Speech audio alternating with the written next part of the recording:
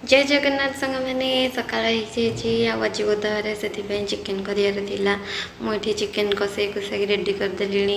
यहाँ chicken कषा T रखीदे आगे झोल करदे कारण गरम भात सहित चिकेन टी झोल ना हेनी खाली कषारे खाइले शुखला शुखला लगे से मुझे गरम पानी देकी झोल बसई मोर झोल भी हो गला चिकेन झोल को आज भात आउ ता संग टिके सलाड आ किछि नहीं। आज ये लंच बॉक्स पैक कर दूची देखंतु सबुदिन पर आज मध्य दीटा भात दीटा टिफिन भात देची आ गोटे चिकेन झोल देची।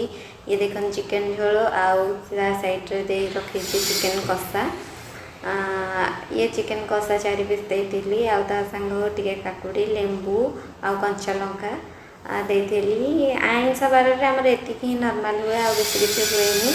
आप वीडियो भल लगे तो सब्सक्राइब करेंगे।